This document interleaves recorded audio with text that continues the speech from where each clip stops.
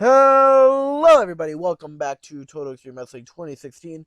This is whatever. This is USPW, and we are here on Hey, good job, Rowdy Honeyman. On a day, May 6th, actually, because I just downloaded the patch. We have our USPW. We have two people on one night deals, and Ant-Man is a guy from development that I've borrowed up. We have a full show, 125 minutes. Yeah, let's get to it. A freestyle thing called a highlight package for the Nikki Champion. That was spelled wrong. The Nikki Champion. Versus Steve Freely World Title match, including the finish, which saw Steve Freely cheat to win. Since it's been a while, I forget how exactly he cheated to win, but a 97 star, a good start to the show. Good job. Then we have the Ring Generals defeating the jobber team of Mercy Michaels and Remy Honeyman. These both have like lackluster safety. Like they're decent sellers, but their safety isn't all that great. So I told them both to keep it simple, just so they don't injure the Ring Generals. And they didn't injure the Ring Generals. And as them keeping it simple, it hampered their in-ring performance. But it really shouldn't have done much, since they were basically just selling for these guys, just bumping for them. So they should have been fine. And the Ring Generals did decent. Good job. The jobbers are improving performance. Remy Honeyman, he's a good guy. And by good guy, I mean he's an extremely positive influence. So he may see some use later when we're in the Mid-South. We'll probably bring him in and be like, hey, Remy, we like you. Keep her backstage happy. Everyone likes you backstage. Freestyle segment called Rich Money Taunts Chris Caulfield, featuring Rich Money, Marv Statler, Dean Waldorf, and Chris Caulfield. So Rich Money is just taunting Chris Caulfield here, saying how he won and how, yeah, basically that he won. That's pretty much it. 92A, that's a good segment. It about that a really terrible wrestling. Okay. That doesn't seem. I mean, Ant-Man only had an in-ring performance of 25, so he was pretty bad. So okay, fair enough. Masked Cougar defeated Ant-Man and 613 by pinfall with an "I am Cougar, hear me roar." That is the greatest finisher name ever, except for the knee that beat Primus Allen, or the kick that won him a world championship. Freestyle segment called a Melody Hype Video. I realized late in booking that I hadn't booked anything for the women, so we're just like, this is all the women you get for this show, USPW. You get a 1-minute hype video for your champion, and it doesn't do too bad, so fair play. And then Rick Law is setting the world on fire with this promo demanding his rematch that he never got from Trent Schaefer. And Rick Law is just like, why have I not gotten this rematch? I have a clause in my contract. Why have I not gotten this rematch? And he's demanding his rematch. And then he has a match against Tribal Warrior, which does pretty well. Rick Law is setting the world on fire, okay? Rick Law really wants that rematch. Like, not even work. Like, he wants that rematch. Good shit. Good shit! Jesus Christ! This was rated on Overness! No, actually, I think it was rated on Entertainment. Probably. Anyways. Trent Schaefer attacks Rick Law after his match, but Rick Law is too big, too strong, and basically sends Trent Schaefer running. So that is why Trent Schaefer doesn't want to give Rick Law a rematch, but holy hell! I told you, Rick Law wants his rematch. He wants the title, too. A freestyle segment called T-Rex and Tyson Bane taunt James Justice in the Force in a video package. So, Tyson Bane and T-Rex are just taunting these guys. They're all being scary and stuff. 87B plus, good job. And then this is a storytelling match, I think. But storytelling, yeah. So the storytelling in this is that early on in the match, without the referee looking, the lights go out. Tyson Bane and T-Rex come out. They attack James Justice. They take him backstage. Nobody actually knows that. Nobody in the audience knows that that's what's happened until the lights come back on and James Justice is nowhere to be seen. They assume Tyson might have something to do with it because, well, they're in a feud, and T-Rex probably also has something to do with it, but they don't know for sure, and neither does the Force. And the Force battles 2-on-1 Atlas and Dusty DuCont. He beats them with a full force, and then that's basically it for this match so far. Until that, great chemistry. Yeah, everything's working. I love that our announcers have great chemistry. Good job, Adrian Garcia. You're doing good things. 71C plus. That's actually a pretty good match for this group. And then afterwards, the Force is looking for James Justice, but he's gone. And the Titans then appear in the Titantron, and they have kidnapped James Justice.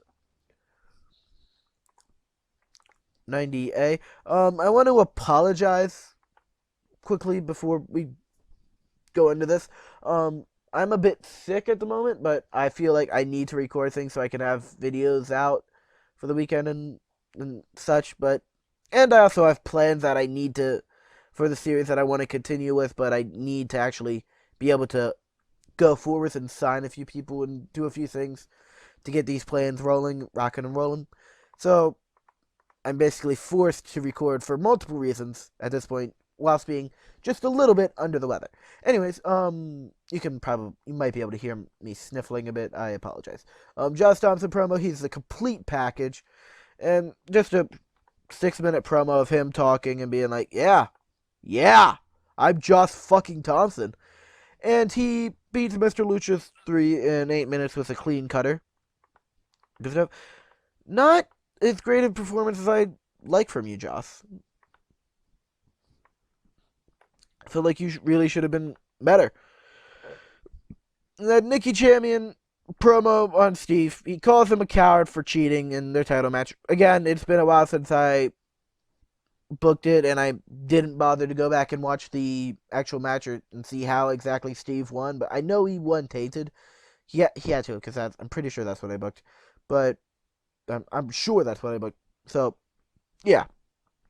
Anyways, Steve Freely's getting better at his gimmick. That's good. He really should have been off screen, but whatever. 100 A-star, great stuff. And then the main event gets a 78B. In a good match, Nikki Champion and Andre Jones defeated Casey Valentine and Steve Freely in 21:59 when Andre Jones defeated Casey Valentine by pinfall with a blast from the past. So, in this match, Nikki Champion and Steve Freely eventually just go off all around the outside and the back and everywhere. The focus is clearly on them, as you can see by the in-ring performance, 58-61 and an 88-94. So Casey Valentine and Andre Jones were not ready to work with these guys. They could hold their own in ring, but they're just not over enough, and the crowd just doesn't care about them enough. All they want to see is Nikki and Steve. And so, Steve Freely and Nikki Champion are brawling all around ringside during this match, and Casey Valentine's like, Steve, get your act together, let's get this win, and that allows Andre Jones to hit the blast from the past, beating the TV champion. And, yeah, that's about it. 21 minutes. Good match. Booking decisions. I kept Steve strong because I wasn't sure how bad this would hurt Steve, so just kept him strong just to make sure he didn't get hurt too bad. Apparently I didn't click that. A 100 A-star, Nikki Champion and Steve Freely brawl all around ringside and to the back. So we've had 3 100 set angles in this show. That's great. It's going to help our show grade. Obviously, they're not the greatest, but, I mean, when their announcing job is pretty weak, they're not doing too bad. When I see that their announcing job was pretty weak, but we don't get 100, I will probably be upset. We probably saw that with a 97 earlier with Rick Law and the Rick Law and Trent Shaver stuff, but I didn't really notice it that much. So that's a bit disappointing if I didn't, but oh well. I mean, it worked. We still got the 100, so that doesn't matter. And an 86B plus, no specific comments to be made about the show. We're probably not going to be gaining much pop as a company. But yeah, like Rick Law really surprised me with that promo. Because Rick Law's not that over. He's not that great on the mic. He's decent. He can cut. He's a good promo. He's a decent promo. And then Trent Schaefer is more over than Rick, but not like world setting over. Like he's only at like 76 pop. The fact that that got a 97 and then a 100 is insane to me. Anyways, we sold out the Cloverfields in the Mid-South region. Remy Honeyman, I like him. He's a extremely positive influence. He actually bringing him in, and maybe Mercy Michaels might have been good in Ant-Man, but I didn't see them. But bringing him in boosted the backstage rating by 3. So everyone likes Remy Honeyman. Anyways, guys, that's going to do it for this episode. It is not going to do it for this episode. I'll see you guys at the main title screen. And we're back. We have an emails. Show is awesome. The show's getting fantastic reviews. That is great. Check this. Drug test fees. It's funny. It's really funny. We test people. But when Peter Novak's not on the show, we don't get a decision there. I think that's it for this episode. I really shouldn't be getting minimum quality things, but let me check something. Child companies. I think I did do this last time. They have their own TV show. You on broadcast your new deal for adjust time stuff for this prime time. Yeah, they have their own. They have their own TV show, so that's great. They'll start using their stuff. Remy, I'm gonna go in here and shortlist Remy Honeyman. So anytime he moves, we'll know about it. I mean, he's not the greatest worker. I mean, but if you could describe Remy Honeyman in just one word, that word would be dependable, and that's all I really need. A dependable guy who can go out there and sell well for us, be consistent. I wish that his safety was better, but he's a solid jobber.